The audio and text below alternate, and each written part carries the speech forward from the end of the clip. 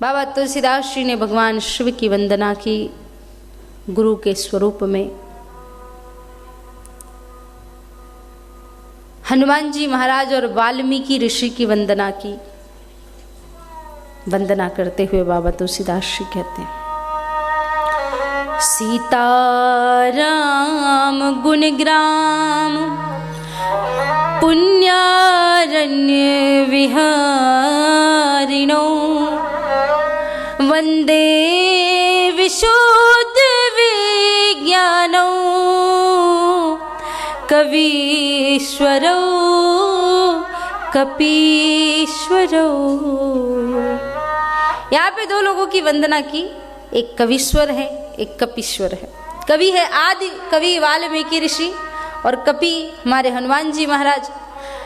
हनुमान जी महाराज को यहाँ पे वंदे विशुद्ध विज्ञानो, वैज्ञानिक कहा गया है।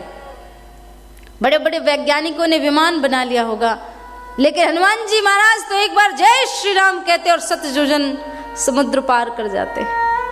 हनुमान जी महाराज जैसा वैज्ञानिक न भूतो न भविष्यति। मैं एक घर में गई तो एक माता जी मुझे उनका घर घुमाने ले गई। मेरे साध्वी जी, मैंने अपने बच्चे के कमरे में, अकेले बच्चे की कमरे में 80 से 85 लाख रुपए खर्च किए। मैंने कहा अच्छा ऐसा क्या कर दिया आपने, जरा मैं भी देखूं। मैंने देखा, मुझे ज़्यादा कुछ, मैंने कहा क्या? बोले ये जो आप स्टिकर देख रहे हो ये ओरिजिनल सुपरमैन के असली स्टिकर हैं। मेरा बच्चा सुपरमैन का बहुत बड़ा फैन है तो मैं ये सारे स्टिकर खरीद के लाई हूँ। मैंने बच्चे को पास में बुलाया, मैंने कहा बेटा तुम्हारी मम्मी ने तुम्हें बुद्धू बनाया है। तो बच्चे ने कहा क्या?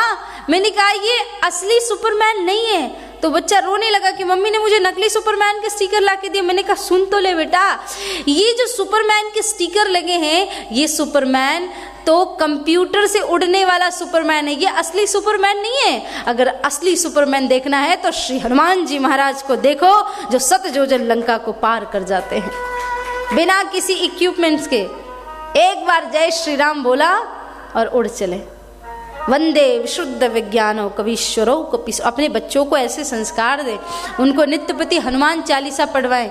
आपका बच्चा अगर सुपरमैन और स्पाइडरमैन में ही फंसा रहा तो हनुमान जी के तत्व को कभी समझ नहीं पाएगा वो। अपने बच्चों को ऐसे संस्कार दें, उनको ऐसी ज्ञान, ऐसी शिक्षा दे, ऐसी शिक्षा प्रदान करें। बाबा तुलसीदास जी महाराज हनुमान जी महाराज के चरणों में प्रणाम करते हैं। वाल्मीकि ऋषि के बारे में कौन नहीं जानता, सारी दुनिया जानती। एक व्याध, एक बहेलिये के रूप में थे। नित्य प्रति डाका डाला, चोरी करना, पाप करना, दुष्कर्म करना, यही उनका काम था। नारद जी महाराज मिले तो नारद जी की वीणा छुड़ा ली। बोले बाबा तू तो थोड़ा लाल पीले कपड़े वाला लग रहा है, तुझे मारूंगा नहीं, जा यहाँ से। नारद जी ने कहा देखो ये जो तुम कर रहे हो ये पाप है। उस व्याध ने कहा जिस व्यक्ति का परिवार भूखा रहता है उसे पाप और पुण्य कुछ दिखाई नहीं देता है। महाराज मुझे जो पाप करना है मुझे करने दो, आप मेरी चिंता मत करो, और अगर आपको मरना नहीं तो यहाँ से भाग जाओ चुपचाप। नारद जी ने कहा तू जो पाप करता है, तेरे परिवार को पालता है, तेरे इस पाप में तेरा परिवार साथ देगा कि नहीं देगा? उसने कहा क्यों नहीं देगा? मेरा परिवार मेरे पाप का अन्न अगर खाता है तो वो भी मेरे पाप में भागीदार अवश्य होगा। कहा जाके एक बार पूछ तो ले अपने परिवार से। कहा महाराज पूछने की आवश्यकता नहीं। बोले पूछ तो ले। बोले अच्छा तुम बड़े होशियार हो, मैं वहां पूछने जाऊं और यहाँ तुम 9 2 11 हो जाओ। तो इसने क्या किया, व्याध ने नारद जी महाराज को पेड़ से बांध दिया और बांध करके चला गया, अपनी माँ के पास गया। माँ तू तो माँ है, मैं तुझे तेरी सेवा करता हूँ तो मेरे पाप में भागीदार होगी ना। माँ ने कहा कुछ भी हो जाए मैं तेरे पाप में भागीदार नहीं होने वाली। पत्नी के पास गया, पत्नी से तूने मेरे साथ 7 फेरे लिए हैं, तू तो मेरी अर्धांगिनी है।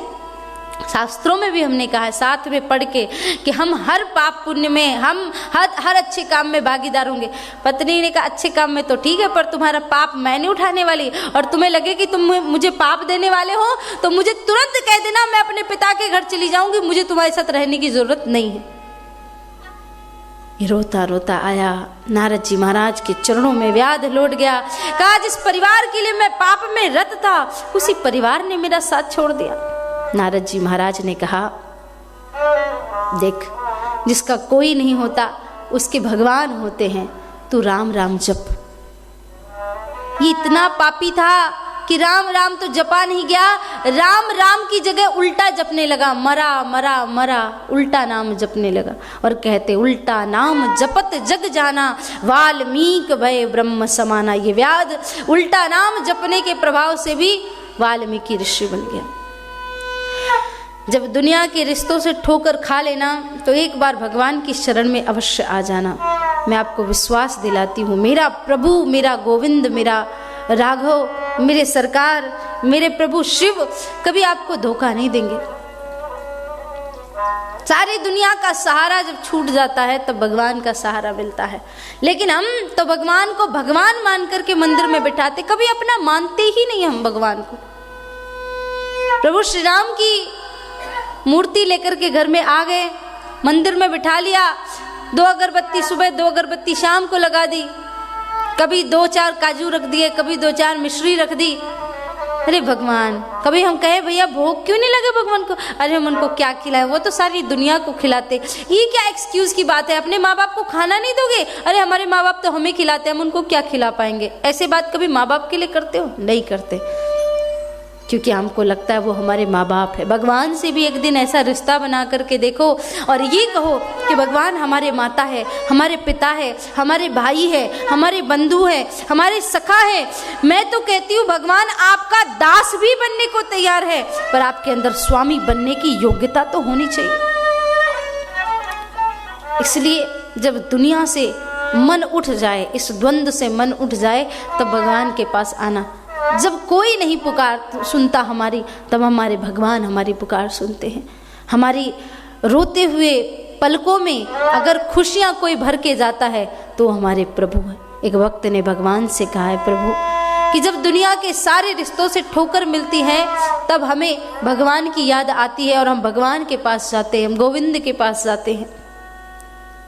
चाहे जितने लोगों की आप कथा सुन लो, ये तो मैं एक कथा मैंने सुनाई व्याध की, ऐसी कितनी कथाएं हैं। संसार के लोग जब धोखा देते हैं तब हमें, और ऐसे क्यों नहीं होता। माता कुंती ने तो पहले ही दुख मांग लिया। माता कुंती ने कहा प्रभु विपदः सन्तु नः सस्वतत्र जगत गुरो भवतो दर्शनम यत् स्याद् पुनर्भव दर्शनम। मुझे विपत्ति दे दो कान्हा, मुझे कष्ट दे दो। कन्हैया ने पूछा बुआ इतनी जीवन भर दुखी रही, अब दुख और क्यों चाहिए? बोले क्योंकि दुख में सुमिरन सब करे, सुख में करे न कोई। दुख आता है सब कहते हैं अरे भगवान सब ठीक कर दो, हे प्रभु, हे गोविंद, पूरा दिन मंदिर में बैठे रहेंगे। लेकिन जब सुख आ जाता है सब भगवान को भूल जाते हैं। तो निवेदन करती हूँ कि जब सुख रहे जीवन में तब भगवान को याद करना। और मेरे भगवान तो ऐसे हैं कि हर परिस्थिति में आपको अपना बनाएंगे, हर परिस्थिति में। भक्त ने कहा भगवान से प्रभु रोती हुई आँखों को मेरे श्याम हंसाते हैं, जब कोई नहीं आता मेरे कान्हा ही आते हैं। जब कोई हमारी पुकार नहीं सुनता तब भगवान सुनते हैं। जिसको हमने अपना माना, जिसको हमने अपना बनाया, उन लोगों ने हमारे साथ क्या किया पता है आपको? कभी जैसे चाय में से कोई मक्खी निकाल करके, दूध में से कोई मक्खी निकाल के फेंक दे, अलग कर देते हैं।